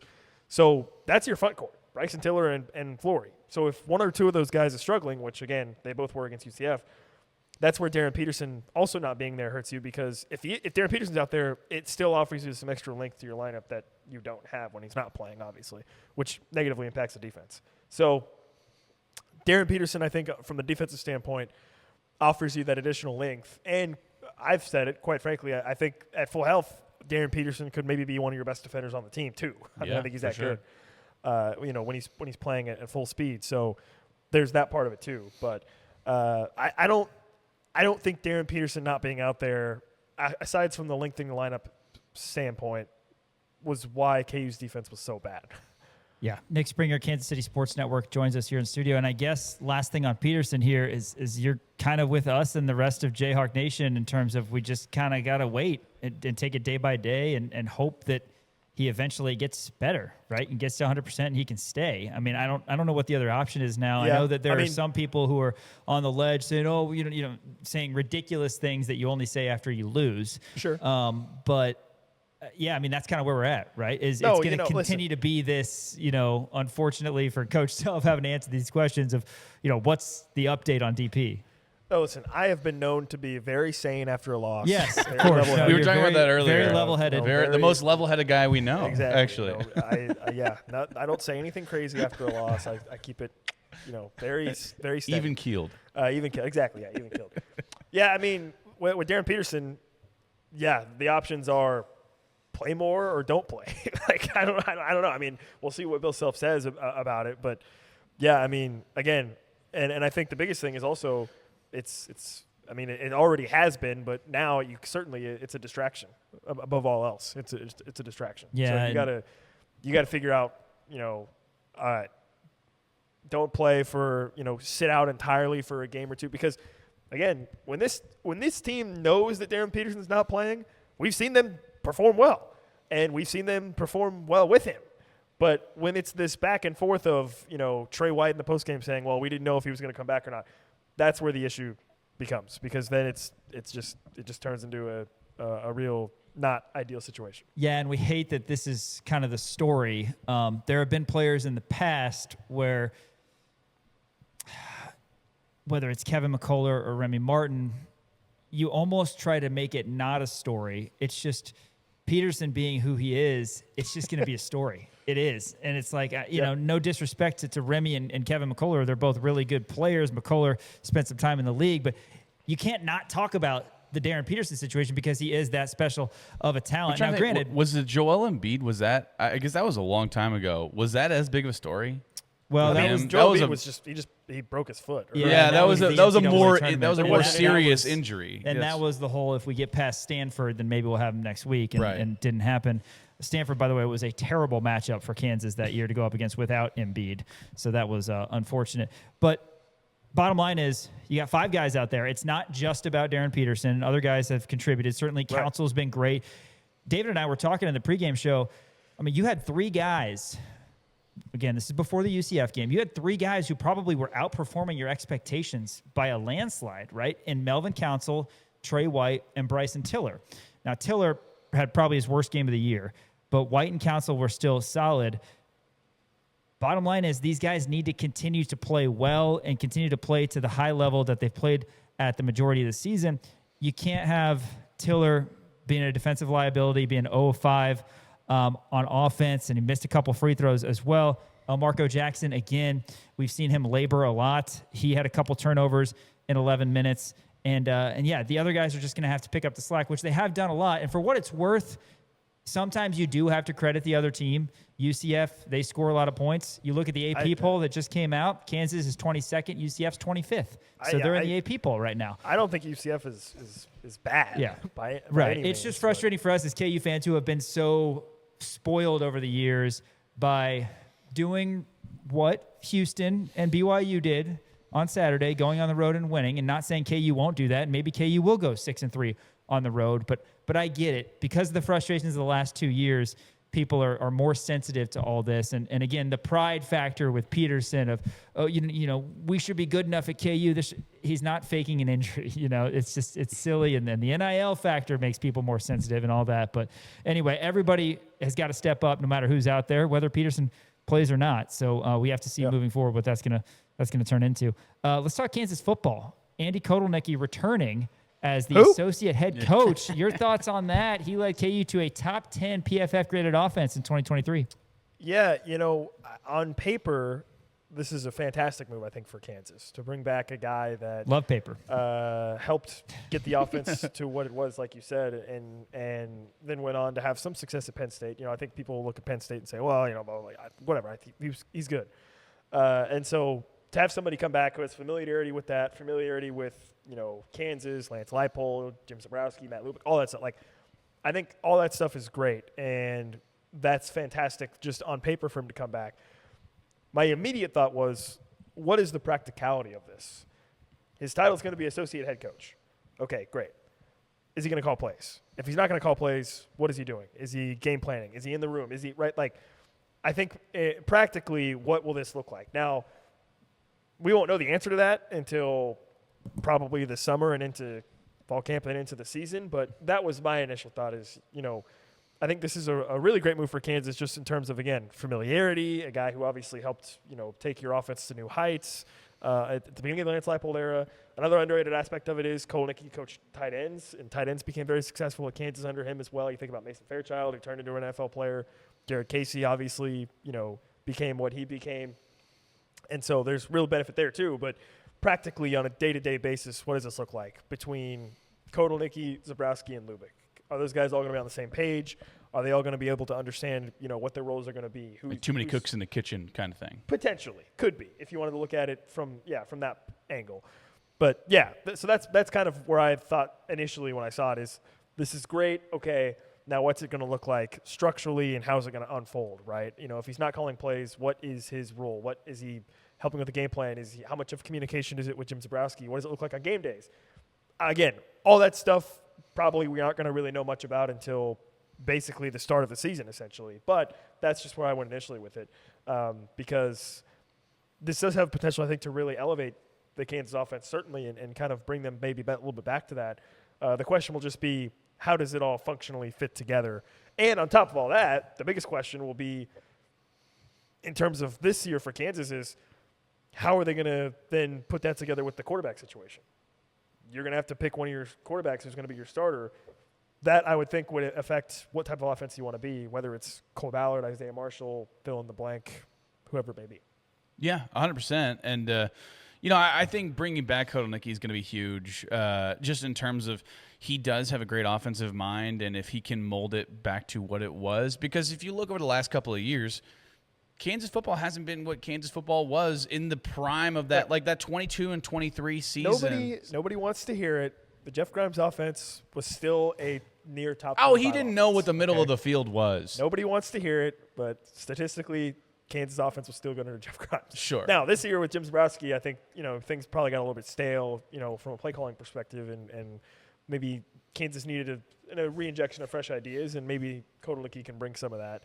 But just beyond that, this football program just quite frankly needed something to re-energize the fans. And I'm sure we'll talk about the transfer portal too, which I think is going to help as well. But that's really what they needed. They really just needed something to get the fans excited again. And this move, I think, certainly does that. Well, I want to play real quick before we get into the transfer portal. I want to play one of your favorite games, which is Reckless Speculation. Reckless Speculation. And again, this is like that's the name of the game. Reckless speculation. It's not really a nobody game. It's more knows. just like Nobody knows a anything. State of mind. But was there ever any being one thing in your mind where you're like, this could potentially be a head coach in waiting type of situation with Kotelnicki? Yeah. Oh, I don't know. I don't think so. I think it's too early to make that determination. In 2026, we'll know a lot. Sure. Because it's. I think everyone, both internally and from the outside looking in, recognizes that this is a real significant year for Lance Leipold in Kansas, right? This is all of your recruits, right? All of your high school recruits. You've been here for a while. You're now, you're out of the Jalen Daniels era. What can you do this season? If you go 4-8, if you go 6-6, 7-5, okay, maybe things are still, okay, or stabilizing a little bit. But sure. Obviously, it's a huge year. So I don't think that you could say that right now about Kotelnicki. I think if things go sideways again for Kansas in 2026, then maybe it's a situation where you say, hey, do you want to move on and then make Kotelnicki the new head coach? I don't know. I guess it's a possibility. I don't really think it's it shouldn't surprise anybody that I think Kotelnicki would like a head coaching job. I don't think that should be groundbreaking information, but we'll see how it plays out. I think it's way too early to probably speculate on that, I guess, to circle back to the reckless speculation. But in 2026, we'll learn a lot more. A lot of KU players of 2025 over the weekend said that they're locked in to return to Kansas, including those two quarterbacks you mentioned, Isaiah Marshall and Cole Ballard, plus a lot of key defensive players that really were – in the top 5, I would say, of guys Kansas has to get back when you're talking Leroy Harris and Blake Harreld in particular, but Dak Brinkley, Alex Bray also among those guys. And then break down some of these guys that Kansas getting in the portal. Obviously, the biggest, no pun intended, get Connor Stroh, 6'7", comes over from Texas on the offensive line. The size of a tackle, but he's been playing interior for Texas, and some key defensive players as well. And a running back comes over from Colorado State. Yeah. What can you tell us about these guys, and maybe who's your favorite? Where does Kansas still need to look? Well, I think it's smart for Kansas to work quickly. Obviously, you're seeing many schools work quickly. I think Texas Tech got 80 bajillion commits this morning, right? Probably because of Mr. Campbell himself opening up the checkbook. Yeah. But that's neither here nor there. As it pertains to Kansas, I think it's really good that they're moving quickly and getting some guys at key positions. You mentioned Connor Stroh. I'll just start there. Offensive tackle is a premium position, right? If you were to outline maybe what the most expensive portal positions might be, quarterback obviously is one, but tackle is probably in the top 3 or 4, right? Yeah, and so I think to get a guy that you like early at that position is good, because probably what you'll start to see as the transfer portal goes on, it's kind of weird how it plays out. It's sort of like an inverse bell curve, I think, where it's at the start, everybody floods in, right? And the market's kind of crazy. Everybody's, there's the top guys are getting paid, whatever, blah, blah, blah. The market's kind of crazy. And then, it'll slow down a little bit. And then at the end, as this thing progresses, because the portal will stay open until January 16th, you'll see the inverse where as the market starts to dry up and teams still need guys at certain positions, it's the reverse in terms of, again, the prices are going to skyrocket and the players are going to have more leverage as this thing goes on. So at a premium position, I think you want to get the guy as quickly as possible. And so for Kansas, I think it was great to get Connor Stroh. You mentioned, I think he started 5 games for Texas. Obviously, he's built. Yeah, he was at the left tackle, then they moved him to guard. Yeah. I would think that at Kansas you'd want him to play tackle, right? Because you have Calvin Clements, and then you probably are looking at him potentially being, your other tackle. But yeah, big guy, obviously, and somebody that maybe isn't the greatest pass protector, but when you have that kind of size, just run the ball behind him. I mean, you won't find anybody that loves HP dive more than me. Or that's how they tie together. Kotelnicki's back. I've decided to expand my playbook. We're taking HP dive and we're adding QB dive. Yeah, there we go. QB dive is being added. I'm fine with that. Just if it's Zeke Marshall. So yeah, really really solid. Get it again at a very premium position. I think it's important to get those out of the way quickly. And then obviously Kansas has also been moving quickly at the linebacker spot, which they desperately needed to, considering the circumstances. You mentioned the guys that KU retained, and while overall I think KU did a great job retaining key players, right? If you were to make a list of players that you wanted to return for Kansas, I think they got pretty much most of them, with one big exception, Trey Lathan. Yeah. Obviously, then Joe Sipp, and then you already had John Kamara in the portal already also. So linebacker becomes a critical spot. You get Landon Watson from Kentucky, who is a big linebacker, a big guy that I think is somebody that, is going to be, hopefully a guy that can play downhill and just go make plays in the run game. I do want to point out as well, Cam Pickett earlier today also said locked in, so that's a guy who's staying around Lawrence as well. Listen, if you are like me and you do some super sleuthing on social media, you may recall that Cam Pickett, probably about 3 weeks ago now, tweeted out, I think he tweeted it, a tweet of him with pictures of Kansas and had a caption about it that, again, if you wanted to reckless speculation at the time, say, this means he's coming back. Guess what? It turns out it wasn't that reckless, was it? He's back. So, but another guy, obviously, that, again, would be in the top 5 you want to get back. So, Watson, I think, is a good commitment from at the linebacker spot. And then Kansas obviously going in on the defensive line as well and looking to get a couple guys. Got the Smalls from UAB, which the name suggests he may be small. He's a big boy. He's not He's small. 340, something like that. Yeah. And 50 total tackles last year for UAB. He's going to be great for us down low. I wanted to expand kind of on the linebacker spot because, like you said, KU lost virtually everybody. They had 3 guys on the roster in the linebacker position. 2 of them were true freshmen, and Joe Credit, Josh Galbraith. The only returning linebacker that they had was going to be Malachi Curvey. Now, they did get 2 in the portal. Just today, Quincy Davis announced that he has committed to the University of Kansas. You got Landon Watson as well. I mean, are you thinking maybe 4 more? Just to fill in the room, right? I mean, you're still super thin at linebacker. Yeah, it's possible. I really like Malachi Curvey, by the way, a lot. Oh yeah, for sure. Not to take anything away from those guys, but just in terms of numbers, you had 3 of them. Right, 2 of them weren't even on campus yet. Right. Yeah. I mean, you probably want to maybe look to add one more to that spot, and again, I think it's great that Kansas, similar to the tackle spot, because of the significance of the need, that it's great that they've attacked it very early and already gotten a couple of guys. That's significant because the linebacker spot, to be quite frank with you, that's not a position you want to be, I think, completely reloading in the portal. That's supposed to be the captain of your defense. That's supposed to be, the play caller of your defense. You want guys that understand what you're trying to do defensively from a schematic standpoint at that position. And so the earlier you can get them, the better, because you want those guys to be up to speed and obviously ready to go. We even saw Trey Lathan, I think, is a good example of a guy who started the year and really only got better, right? Yeah. And so you want those guys to hit the ground running so that they can continue to improve. I am really bummed out, though, about Trey Lathan because we've actually seen, when you go back and look at a guy like Cornell Wheeler, transfer linebackers at Kansas have historically gotten only better, right? Yeah. Cornell Wheeler, J.B. Brown was another great one that in the second season just got even better, right? And so Trey Lathan, I think, I was hoping was poised to do that, but not going to be the case. Instead, Kansas has to reload at the position. So that's still going to be one to watch, even with Kansas getting a couple guys early, just to see how they integrate into the defense, how they develop in the offseason, and then obviously once the year kicks off. Nick Springer, Kansas City Sports Network, Chiefs Radio Network. Last thing for you real quick, Chiefs picking 9th in the NFL draft. Who are you looking toward, Jeremiah Love? No. Okay. Actually, I don't want Jeremiah Love. All right. No. First of all, this is really sad because I came on here with Dan. I think you were out with your baby, Sean. And I told Dan that I don't care about the draft and I'm not interested and I actually want the Chiefs to win all their games. Well, guess what? They just lost all their games. Right. And, there you go. You know, all the draft nerds got their wish, I guess, is that the Chiefs were drafted 9th. I really like the idea of getting a pass rusher, particularly David Bailey or Ruben Baines from Miami, although I don't know if Baines is going to be there or not. I'm kind of out on Jeremiah Love. Between Carnell Tate and Jordan Tyson obviously has a bit of more of an injury history, so we'll see. Also, Caleb Downs, I think, intrigues me as well. Kenyon Sadiq is also a guy who's being thrown around. Well, because if Kelsey leaves. So here's the deal.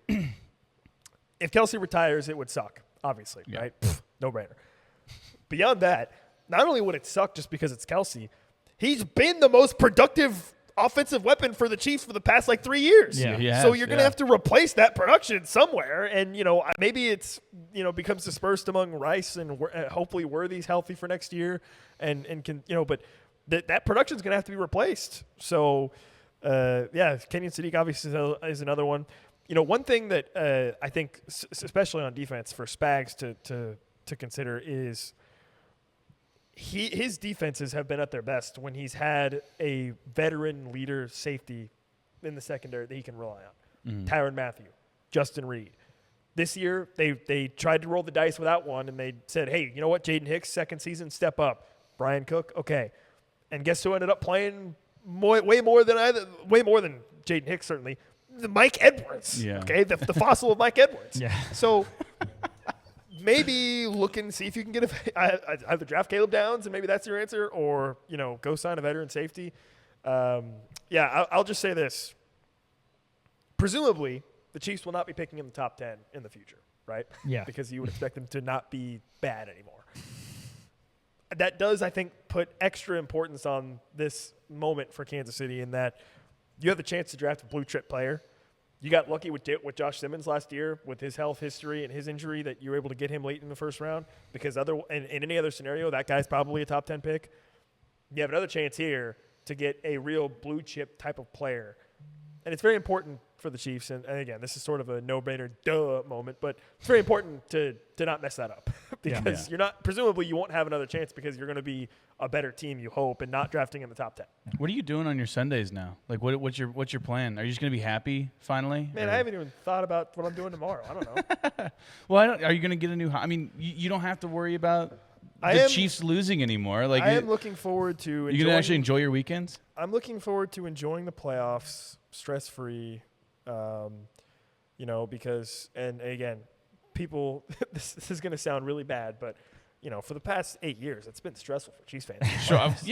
Sure. It has been. It's been stressful. That I've obviously been with the Chiefs, so I've been working as well. We better be back next year, though. The January being the longest month of the year and now not having the Chiefs is kind of a bummer. I'm looking forward to a little Cancun on 3. I'm looking forward to a little. Just this once, though.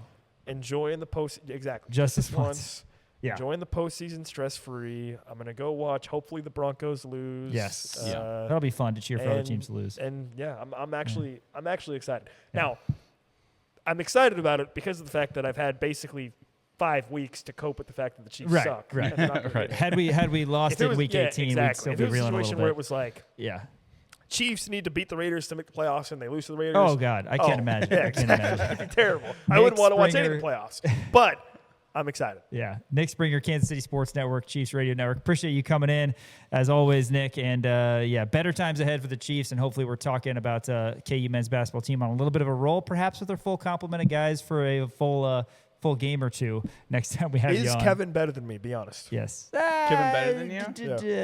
It's a draw. Okay. Yeah, we'll let you know off air. More coming up. We don't talk Chiefs with him. So. On Rock Chalk Sports here on KansasNation.com, ESPN, Kansas City. I'm Kenny Logan Jr., and you're watching KansasNation.com. Welcome back to Rock Chalk Sports here on KansasNation.com and ESPN Kansas City. Got our Case of the Mondays segment, but first, Dan will tell you about Game Day Men's Health Lawrence in West Lawrence. Yeah, that's right. I want to talk to all the guys out there. If you're, not feeling like yourself, you don't have energy to go to the gym or go to work or spend time with your family, it happens to a lot of us, and you really need to go get yourself checked out. There should be nothing taboo about it. Guys seem to put off everything, until the very last minute. But it's really important that you go make sure that you get yourselves checked out. And there's no better place to do it than Game Day Men's Health here in Lawrence. It's a plush man cave-like setting. They make you feel super comfortable. They could, the first visit is completely complimentary, so it's 100% free. They'll take your blood and they'll give you your test results. And if you're great, then great. If you're not, then they are going to do everything that they can to help make sure that you get back to your peak performance.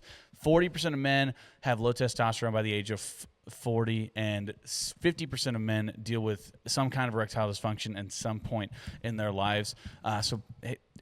Game Day Men's Health is there to help you out with everything that there is in that world, just to make sure that you're healthy, right? A number of different things. They have peptides, they have vitamins, they have ED treatment, testosterone treatment, everything that you can think of.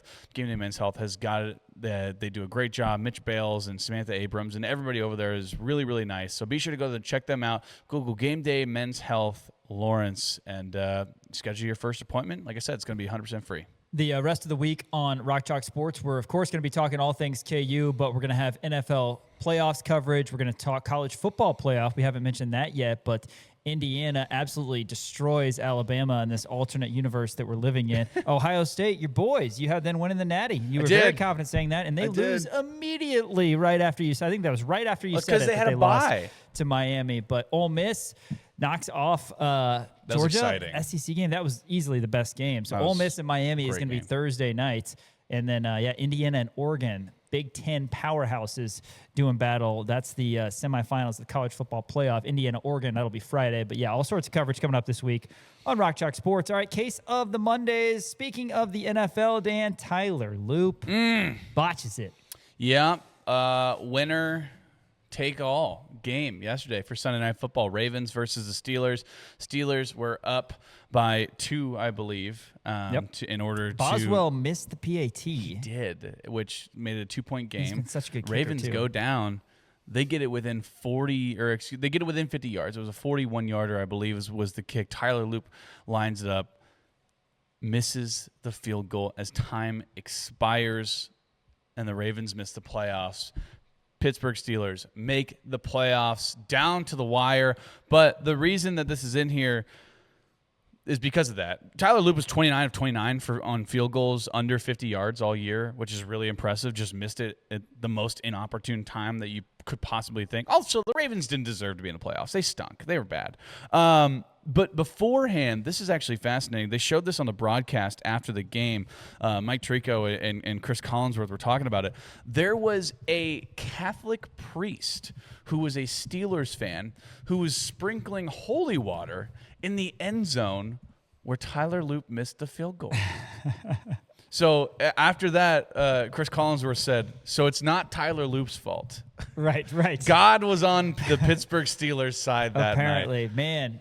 Yeah, that is a rough Monday, though. Isn't if you that miss insane? a game-winning kick. Oh. To cost your team the playoffs. To either make the playoffs cost or miss everybody bonoses. Oh, I mean, just brutal. Yeah, I know. After a 4th and 7 completion. Imagine that plane Lamar ride Jackson. home. Incredible catch by Isaiah Likely to set him up. Oh, it was great. Yeah, that's an awkward plane ride home. No doubt about sure that. But yeah, the Ravens are out. The Chiefs are out. The Lions are out. Who would have thought that? Crazy. I know. It's insane. But shout out to that Catholic priest. That's I love that. That's so funny. Yeah. How did he get access to the field? I guess he's a priest. Right. What are you gonna do? Like he's not like a streaker or anything. Let him down there, I think guess. Case of the Mondays for Father Time. Speaking of this game, by the way, last night Aaron Rodgers threw to Adam Thielen, which, by the way, didn't know that he was on current the Steelers legend. That's insane. Steelers Panthers in the Super Bowl. Adam Thielen revenge game. Yeah, Adam Thielen revenge game. That would be so much fun. But Aaron Rodgers threw to Adam Thielen down the stretch. It was a big time catch by Thielen. Their combined age on that passing catch was 77 years old. Trivia time. Sean, do you know what the oldest combined age reception in NFL history is? I'm gonna go with Tom Brady and I don't think he ever played with Mercedes Lewis. I don't know, man. I'll just go Brady and Julian Edelman. It's a good guess. Okay. Rich Gannon and Jerry Rice. Okay. In 2002. Rich Gannon was 39 years old. Jerry Rice was 40 years And old. Touchdown Tom played until he was 45. 44. 45. So surely he had a 36-year-old. 37-year-old. Mike Evans would have been I'm pretty sure Gronk was like 33 or 34. Yeah, okay. Rich Gannon, former Chiefs legend. Yeah, shout out. Great. Shout out Rich Gannon. I just thought that was fun. Case of Mondays for Father Time. Case of Mondays for the Jets. We talked about this. The New York Football Jets make history once again as they just completed a 17-game NFL season without recording a single interception all It's incredible. year. We said this Insane. earlier. How does that happen? Aaron Glenn, by the way. How do you not accidentally pick it off? Aaron Glenn's a defensive genius, right? He was a former D-back in the Yeah. NFL. How does this? This is That's hard to do. That is very, very hard to do. Somebody came out and they said in Madden 2004, during like the pre-whatever, where it's like teaching you all the controls, and it's like, here's how you do a player interception. Aaron Glenn was the one who the player that was picked to be that player to take those interceptions. Isn't That's that amazing? That is amazing. And then he went on to coach the first team to ever not record an interception. We may never see that again. JETS, I mean, that is hard to do. Just in the Not season. once can the ball be batted in the air. And, Do you think Justin Fields comes back? Did they have any that were called back for penalty? I don't think so. Okay. Does Justin Fields come back and lead them to the playoffs? Because you're a big Justin Fields guy. No, nobody's going to lead the Jets to the playoffs. But Fields needs. He's gotten a bad. What team is Justin Fields going to be? We don't have time for this. We don't have time for this. He still thinks he's better than Trevor Lawrence. That's unbelievable. What's next? Case of Mondays for the foul up 3 crowd, because this is actually insane. So Cal was playing against Notre Dame, and Notre Dame was up 3. Cal gets the inbound, puts up a shot. He gets fouled on the shot. It was not a foul. Call. No, I agree. Yes. I agree. It was not a good call, but puts up a shot, sinks it, 4-point play. Notre Dame goes on to win the game. Micah Shrewsbury handled it well. He tried to attack a referee. Yeah. He ran after him, and he had to be held back by players and coaches. It was the most unbelievable thing. Yeah. Are you a foul up 3 guy? How much time? 5 seconds. I will foul up 3. I don't know, 8 man. seconds. It's just 8 too seconds. risky. Somebody could be in the act. I kind of say no. I think I'm not a foul up 3 guy. Okay. John Calipari, 2008, probably needed to be a foul up 3 guy, though. Should have. I get it. There's plenty of situations where you should have fouled up 3, which they were trying to do. I mean, I'm pretty sure Derrick Rose was trying to foul Sharon. I was nervous in 2022 when KU was up 3 and they didn't foul. Just because I was like, if he makes this, they have all the momentum. But that was a player decision, which was pretty cool. KJ Adams talked about that. Awesome. Haney and the Hawks, actually, one of the great podcasts we have here at Kansas Nation. KJ talks about that, how he was on the court when KU won the title in 2022. But Cal in a ACC battle wins it. Micah Shrewsbury, case of the Mondays. Yeah, classic ACC matchup between Notre Dame and Cal.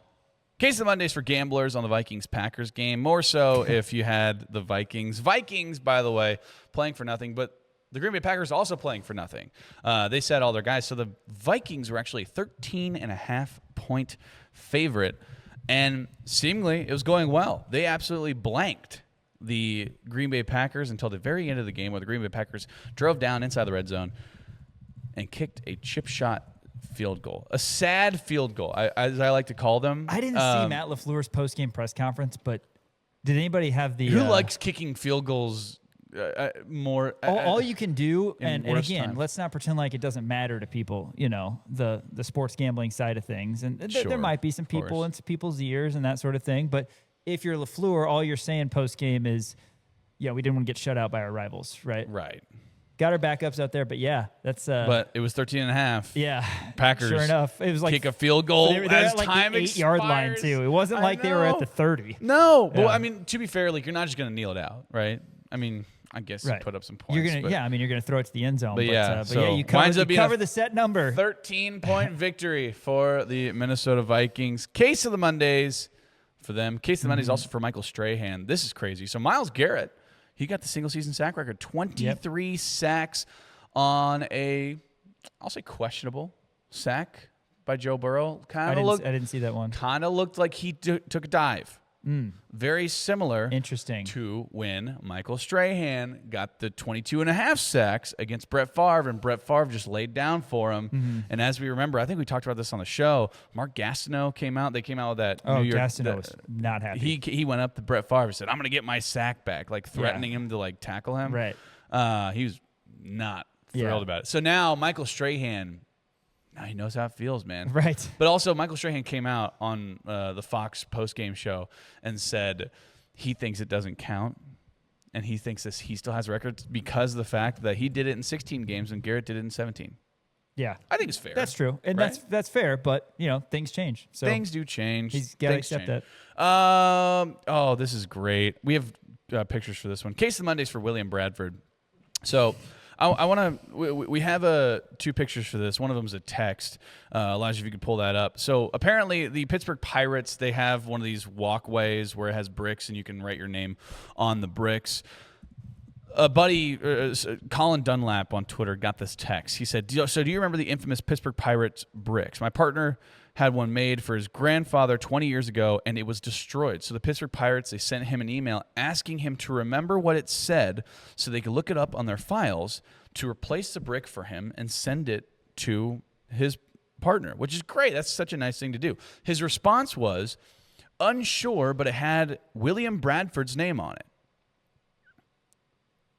This is the brick that was sent to this man's partner. The brick says, literally, quote, unsure, but it had William Bradford's name on it.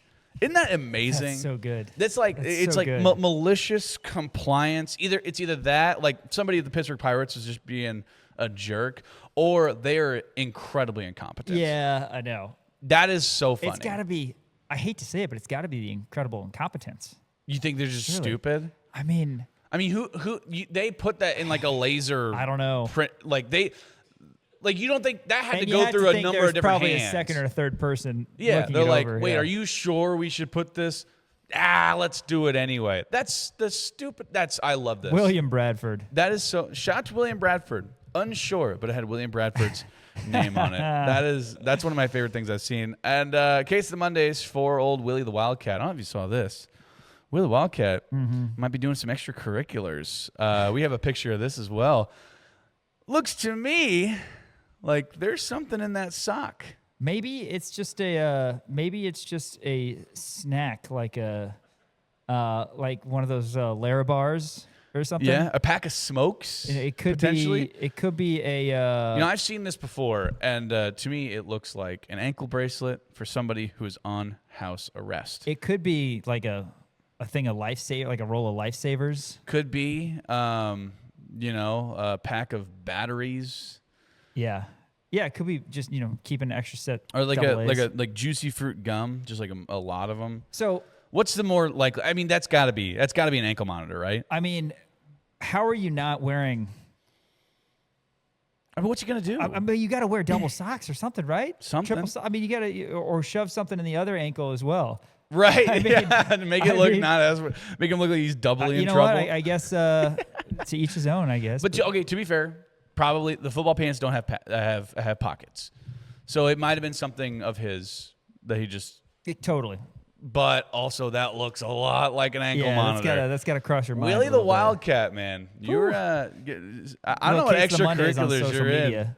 Man, that's tough. Yeah, interesting. That's you tough. see something new every day on social great? media, and Dan Courtwright is going to find it for you. That's our Case of the Monday segment for today. After this, talking KU football. I mentioned it a little bit ago with Nick Springer, but update you on the transfer portal goings on for the KU football program 2026. That's next on Rock Chalk Sports, KansasNation.com, ESPN, Kansas City. What's up, everybody? Dan Peterson. Everybody go check out KansasNation.com. Rock Talk Sports continues here on Kansas Nation. Hey, Dan, KansasNation.com is the place to be. Yes, we are pre-recording the show today, but Bill Self here in a little bit has a press conference. We're going to hear from him, and we will have that posted on KansasNation.com. That's right. All the press conferences, all pieces of news you need for KU and around the Big 12 Conference. That's where you should go. Yeah, that's where you should go. A lot of articles up there as well. I just posted a transfer portal tracker. Sean just posted something about a lot of the guys who are going to be retained by Kansas and how they're putting out social media posts as well. A lot of football stuff on there, a lot of basketball stuff on there. Everywhere, everything that you need to know about Kansas athletics is at KansasNation.com. So be sure to check that out. Also check us out on socials as well. We're always doing a lot of work on there. Twitter at the Kansas Nation, Instagram at the Kansas Nation, TikTok at the Kansas Nation on Facebook, and then be sure to like and subscribe our YouTube channel as well. Yeah, Rock Chalk Sports, Apple Podcasts, Spotify, YouTube. Appreciate that. Before we get into a quick hitter update on the ins and outs of the transfer portal for KU, want to say our thoughts and prayers are with KU Athletics Administrator Dr. Scott Ward, known as Scooter, and his family, as Dr. Ward passed away at the age of 59. He was a staple at KU for more than 30 years, faculty member in the School of Education, and then joined the KU Athletics staff in the summer of 2003. Director of Peak Performance and Leadership with KU Student Athlete Development Department. And in his latest role at KU, he worked with KU leads and assisted with mental performance aspects for all KU student athletes. 23 years with KU Athletics, but his wife, Robin, and his family are certainly in the thoughts and prayers of everybody here at Kansas Nation and KU Athletics. Just an absolutely beloved member, somebody we loved seeing at KU football, basketball games, and a Jayhawk loyalist through and through. Dr. Scott Scooter Ward. Want to make sure that we mention that here on Rock Chalk Sports. Dan, Kansas football has a lot of guys who have pledged to remain with the program in 2026, as we said a little bit earlier. Most recently, Cam Pickett, but both quarterbacks, Ballard and Marshall, have said that, and some key football players on the defensive end as well, highlighted by Leroy Harris and Blake Harold, guys who have really high ceilings, have already been impactful guys, but also Alex Bray, Dak Brinkley.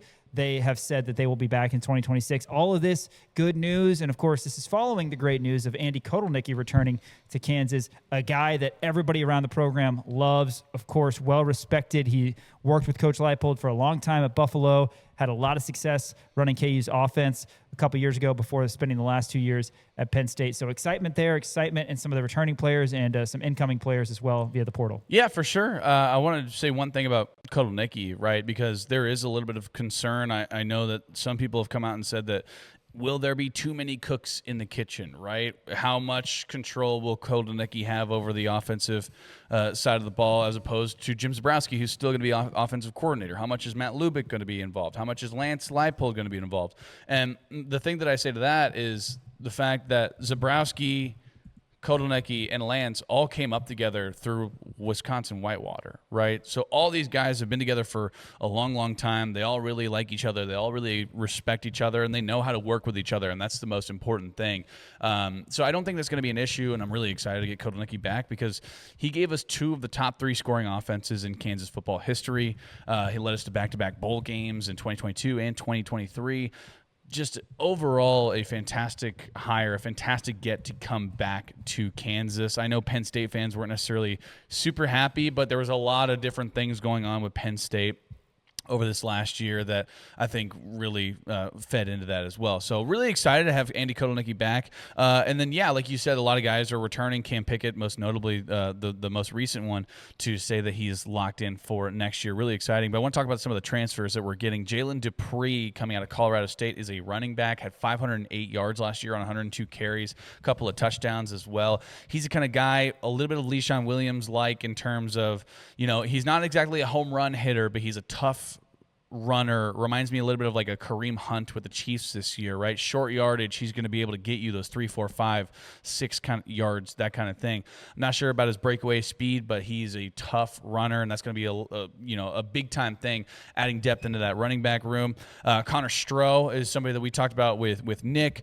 He's 6'7", 341 pounds. Started at left tackle for the Texas Longhorns before moving inside as a reserve left guard. So if he can get in that that left guard spot or the right guard spot, wherever that may be. I think that'd be huge for the Jayhawks, or even at that right tackle spot, because we're going to need somebody over there as well. If Calvin Clemens stays over on the left side of the ball, that's going to be huge. Eamon Smalls coming over from UAB. He had 50 tackles last year for the Blazers. A really impressive size on this kid. He's 340 pounds as well, not nearly as tall as Connor Stroh, but he takes up a lot of room down low, so that's going to be big on the defensive tackle side of things. And then a couple of linebackers who have committed to Kansas as well. Landon Watson coming out of Kentucky. It started his career at TCU, didn't play. Then he went to Marshall, had an incredible year, had a pick, had a lot of tackles, and transferred over to Kentucky, had 22 tackles on the year. He's a big guy as well, about 6'2", 240 pounds. So that's going to beef up that linebacker room. And then Quincy Davis coming over from New Mexico State. Quincy Davis this year for the Aggies, he racked up 43 total tackles with 22 solo tackles.